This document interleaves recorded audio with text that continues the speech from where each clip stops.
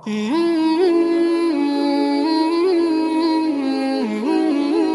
کہتے ہیں کہ جماعت کی نماز سنت فرض نہیں ہے، حالانکہ مسجد میں نماز کے لیے 5 مرتبہ آنے کا مقصد یہ تھا کہ مسلمان اور ایمان والے اپنے آپ کو کفار اور منافقین سے اپنے آپ کو 5 مرتبہ الگ کر کے دکھلائیں کہ ہم ایمان والے ہیں۔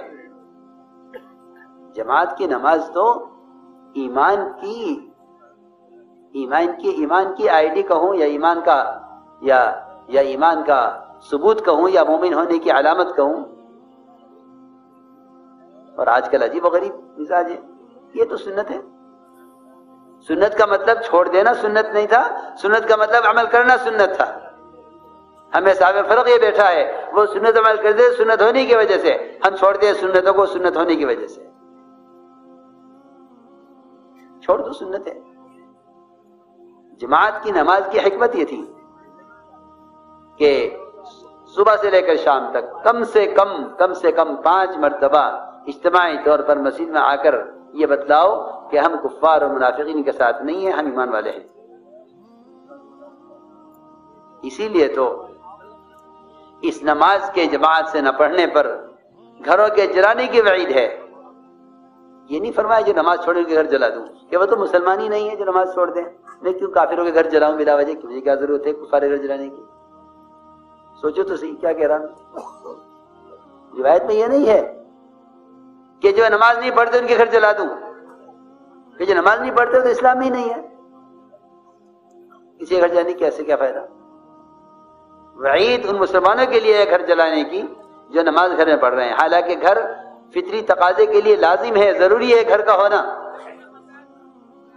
ہونا ضروری ہے، فطری تقاضا ہے، لیکن آپ اس کو جلانے کا حکم دے رہے ہیں تاکہ اس کے پاس گھر ہی نہ ہو نماز پڑھنے کے لیے۔ اس کے پاس کیا نہ ہو؟ اس کے پاس گھر ہی نہ ہو فرض نماز پڑھنے کے لیے، یہ مجبور ہو جائے مسجد میں آنے پر، گھر ہی نہ ہو اس کے پاس نماز پڑھے گھر میں۔ سوچنے کی بات۔ تو میں نے عرض کیا کہ وہ نفل پڑھ رہے ہیں باغ میں، چڑیا کو نکلنے کا راستہ نہیں ملا، اس کو دیکھنے میں صرف یہ بھول گئے کہ نفل کون سی ہیں، 3 ہوئیں یا 2 ہوئیں، 4 ہوئیں یا 2 ہوئیں، کون سی رکعت ہے؟ بس اس رکعت کا اشتباہ اور اس رکعت کی بھول انہوں نے فوراً پورے باغ کو صدقہ کیا، حالانکہ باغ یہ تو ان کی آمدنی کا واحد ذریعہ تھا۔ لوگ آمدنی کے ذرائع کو ضائع نہیں کرتے، ہمارا گزر بسر اسی پر ہے کہ نہیں، جو باغ میری نفل نماز میں خیر پیدا کرے وہ باغ رکھنے کے قابل نہیں ہے۔ 50,000 درہم کا باغ اسی وقت صدقہ کر دیا کہ میں اس باغ میں، اور کہا باہر نکل جاؤ، بیوی سے کہا باہر نکل جاؤ باغ سے، ہم اس باغ کو دے چکے ہیں، اب باغ میں سے باہر آ جاؤ۔ کیا ہوا کہ میری نفل نماز میں اس باغ نے خلل پیدا کیا ہے، یہ باغ رہنے کے قابل نہیں ہے۔ میں نے عرض کیا کہ اسباب امتحان کے لیے دیے جاتے ہیں،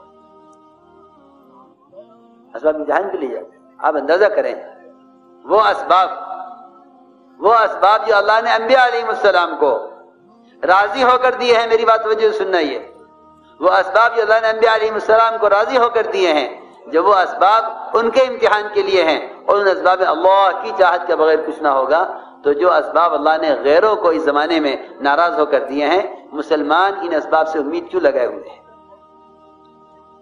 سیدھی بات، جو اسباب اللہ نے انبیاء کو راضی ہو کر دیے ہیں، اور انبیاء علیہ السلام سارے مل کر بھی ان اسباب میں اپنی چاہت کے مطابق کچھ نہیں کر سکتے جب تک اللہ نہ چاہیں۔ تو جو اسباب اللہ نے غیروں کو، اعدائے اسلام اور مسلمین کو ناراض ہو کر دیے ہیں، ان اسباب سے مسلمان امید کیوں لگائے بیٹھا ہے؟ سیدھی بات ہے۔ اللہ کی شان، اللہ نے آزمایا،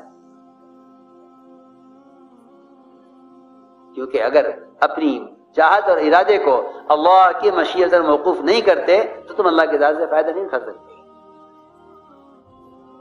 حکام چاہیں گے تو ہو جائے گا، ڈاکٹر چاہیں گے تو ہو جائے گا، وزیر چاہے گا تو ہو جائے گا۔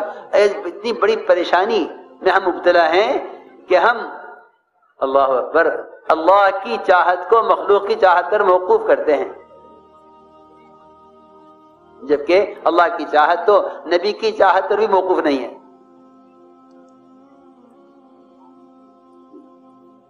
اللہ کی چاہت تو نبی کی چاہت پر بھی موقوف نہیں، اگر یہ چاہیں گے تو اللہ چاہ لیں گے۔ وما تشاءون میں اللہ کے سارے غیر کی نفی ہے، جبرائیل سے لے کر چونٹی تک سب کے فعل کی نفی ہے کہ تمہارے چاہنے سے نہیں ہوگا، اللہ چاہیں گے تو ہوگا۔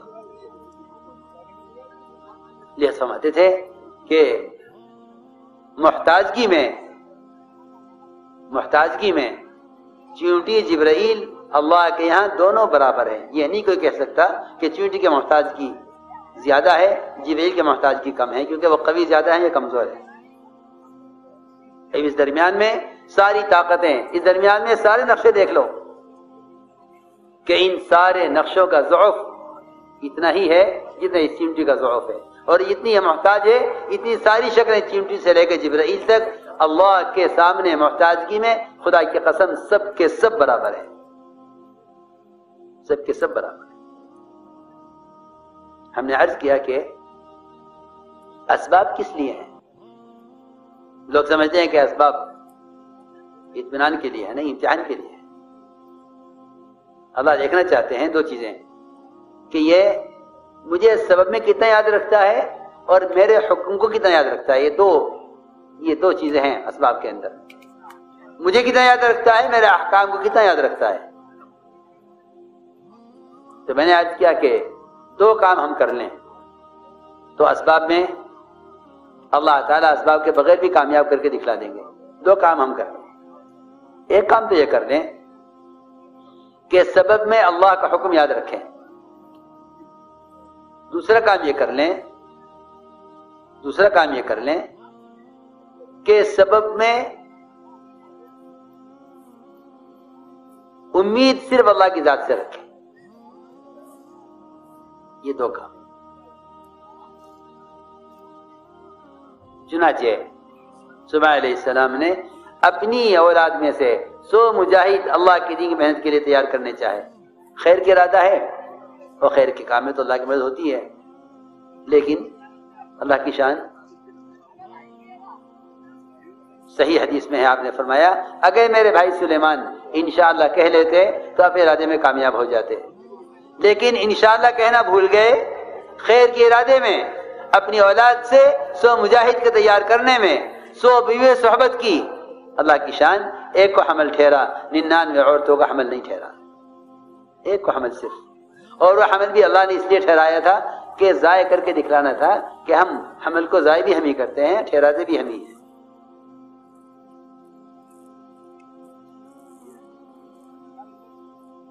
ٹھہراتے بھی ہم ہی ہیں، ضائع بھی ہم ہی کرتے ہیں، جب چاہیں گے ضائع کر دیں گے۔ ساری دنیا کی عورتوں کے رحم میں کہ کون سا بچہ کس مرحلے میں ہے، وہ خدا کی قسم ہر وقت اللہ کے قبضے میں اور ہر وقت اللہ کی نگرانی میں اور علم میں ہے۔ قرآن کی آیت کا میں نے فرض کیا ہے